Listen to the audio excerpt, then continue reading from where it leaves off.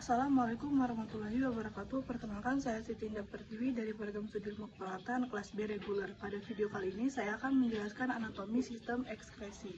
Yang pertama yang akan saya bahas yaitu mengenai kulit. Kulit manusia terdiri dari 3 lapisan utama, masing-masing dengan fungsi dan struktur yang berbeda. Yang pertama itu terdapat epidermis. Epidermis adalah lapisan paling luar dari kulit yang berfungsi sebagai pelindung utama terhadap lingkungan eksternal. Lapisan ini terdiri dari beberapa strata, yaitu stratum corneum, stratum granulosum, stratum spinosum, dan stratum basale. Selanjutnya itu terdapat dermis.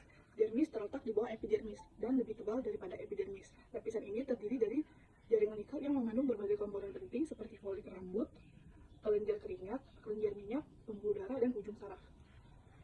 Dan yang terakhir yaitu terdapat hipodermis. Hipodermis adalah lapisan terdalam dari kulit yang juga dikenal sebagai subkutan.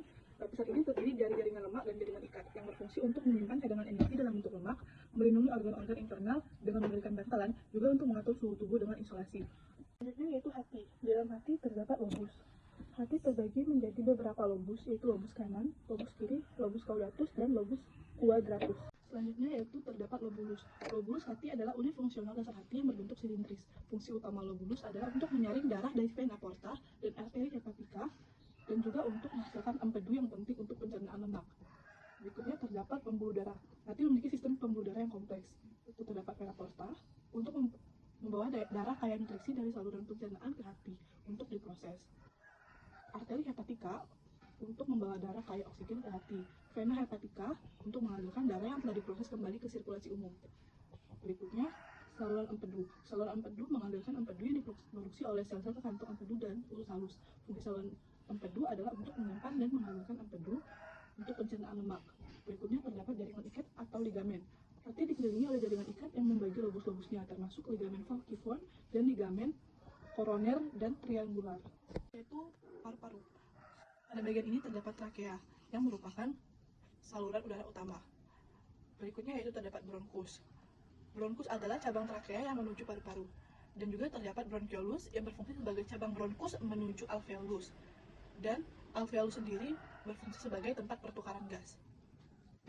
Selanjutnya itu terdapat lobus paru-paru yang terbagi menjadi 3, yaitu lobus superior atau lobus atas, lobus media atau lobus tengah, dan lobus anterior atau bawah. Lobus berfungsi sebagai bagian yang membagi paru-paru menjadi beberapa bagian. Selanjutnya yaitu ginjal. Pada bagian luar ginjal terdapat kapsul ginjal yang berfungsi untuk melindungi ginjal dari kerusakan fisik dan infeksi.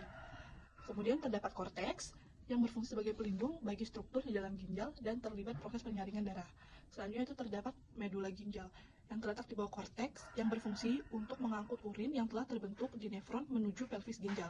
Berikutnya terdapat pelvis ginjal yang merupakan bagian terdalam ginjal yang memiliki fungsi utama untuk sebagai tempat mengumpulkan urin yang dihasilkan oleh nefron sebelum dialirkan melalui ureter menuju kantung kemih. Kemudian yang terakhir yaitu terdapat nefron yang merupakan unit terkecil dan paling penting dari ginjal. Yaitu usus besar. Usus besar atau kolon terdiri dari beberapa bagian.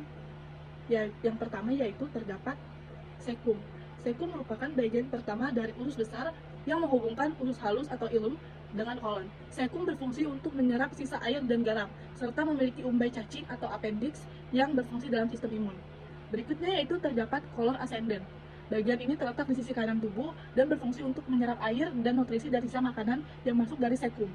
Selanjutnya terdapat kolon transversum. Bagian ini membentang secara horizontal dari kanan ke kiri perut, melanjutkan proses penyerapan air dan mineral. Berikutnya, kolon descendens. Terletak di sisi kiri, bagian ini menampung sisa makanan sebelum menuju kolon sigmoid. Kolon sigmoid berbentuk seperti huruf S. Bagian ini menghubungkan kolon descendens dengan rektum dan berfungsi untuk menyimpan feses sementara. Selanjutnya yaitu rektum. Rektum yang merupakan bagian terakhir dari usus besar yang menyimpan feses sebelum dikeluarkan melalui anus. Sekian video penjelasan saya mengenai anatomi sistem ekskresi. Terima kasih atas perhatiannya. Wassalamualaikum warahmatullahi wabarakatuh.